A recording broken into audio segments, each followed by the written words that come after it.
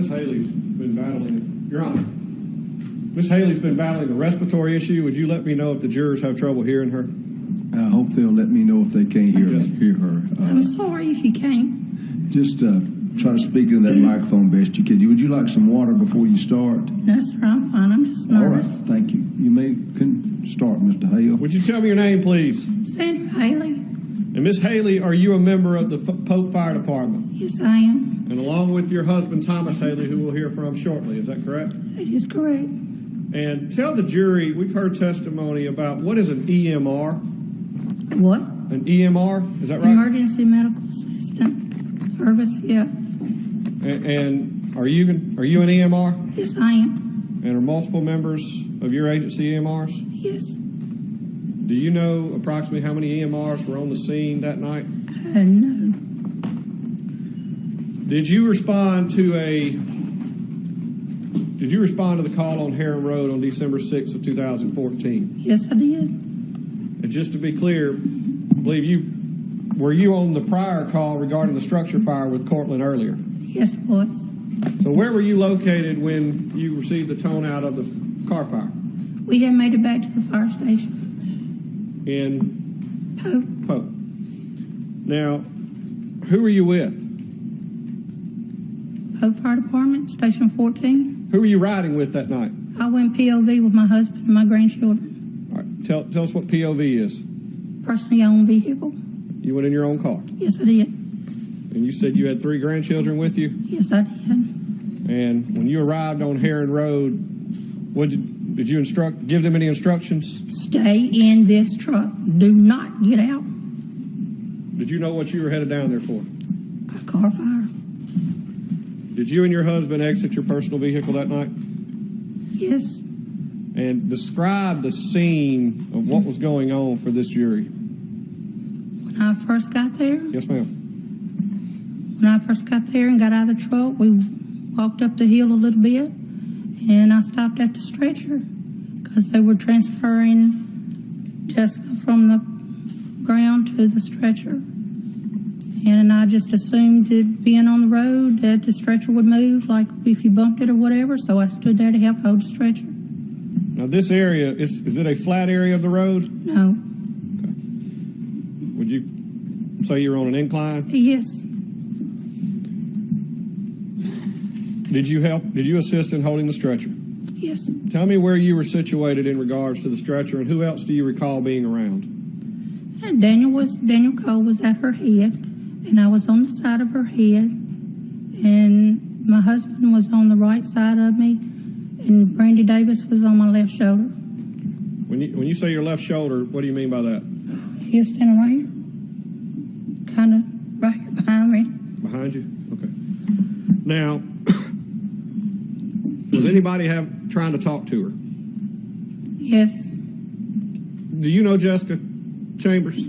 I met Jessica at the ball field when she was a little bitty girl. Did you know her as an adult or No. a teenager? No. Tell me what kind of condition that this girl was in. I was not paying attention to her condition. I was just trying to help do what I could. What could you see? What did she look like? Again, I did not pay attention to what she looked like. Okay. It was dark there, too. Yes, ma'am. What was the noise atmosphere surrounding Jessica? There was a lot of noise. You got your fire trucks. You got your pumps. You got your ambulance. You got rubberneckers around. You got firefighters around. You got other people talking. We've heard rubberneckers already. Tell me what that is. A rubbernecker is somebody who wants to see everything. You know, like this. These aren't what you consider firefighters? No. While you were standing there, was either you or Daniel attempting to speak to Jessica? Not at first. They was trying to put a blanket on her, and Daniel kept saying, "Don't cover her face. Don't cover her face." And what else was Daniel trying to do? He was trying to take a picture. And did you assist him in taking the picture? I did. He had his hands, had some papers in his hands. I took the papers, and I had pulled the blanket back so he could get a picture. And I said, why are you taking a picture? And he said, for identification. What was Brandy Davis saying behind you? He kept saying, what's her name? What's her name? So I asked her, I said, what's your name? When you asked her, where were you situated in regards to her face? Okay, she was facing west, and I was standing on the east, so I was kind of behind her. Were you standing up or did you have to lean down? Well, I was trying to talk to her standing up, but I couldn't hear what she was saying, so I bent over. Was she trying to talk? She was. Tell the jury, describe her voice for the jury. Well, you couldn't hardly hear her. I mean, you got so much noise going around, and you're asking her questions, and she's trying her best to answer you. And you just stated that you asked her name. I asked her name. Tell me how you heard her response and how loud was it? Well, the second time I asked her, what is your name? I had to bend down real low, turn my head, and I heard her say Jesse. So I jumped up and I looked at Brandy. I said, Brandy, Jesse, Jessica. And somebody from the crowd over on my left hollered, Jessica Chambers.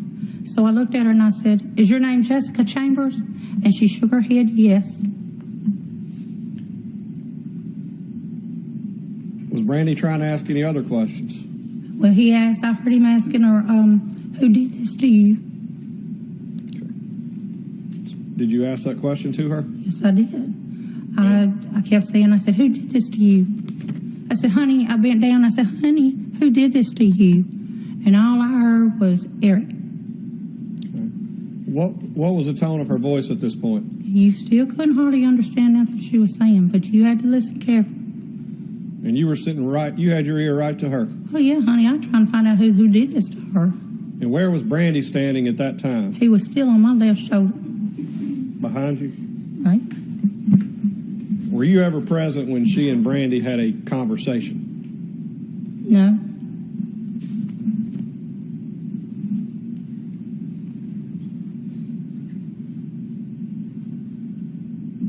Tell the witness.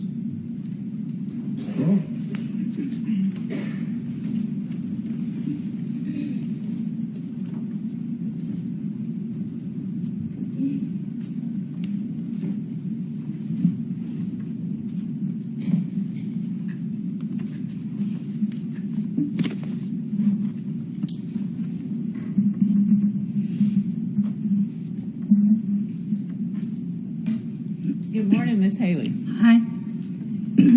Just have a few questions for you this morning. Okay.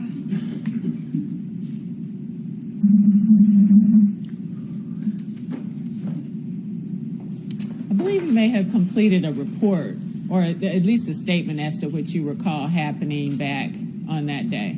Yes, ma'am. You did? Yes, ma'am. Okay. May I approach you, Honor, the witness? You may.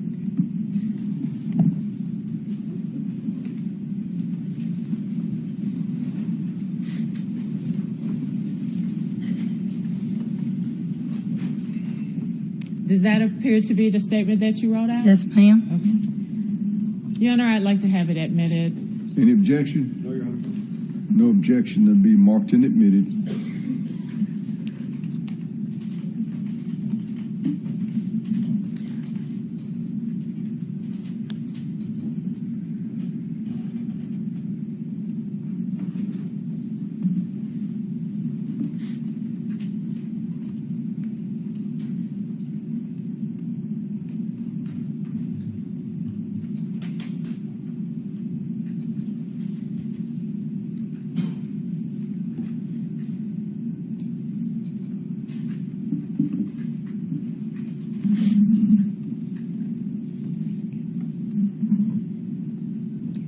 At first, I believe you testified that you couldn't hear Jessica too well. Is Right. that correct? That's correct. Okay.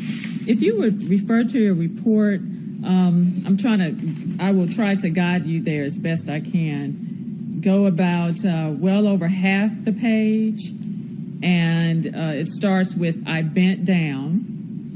Okay.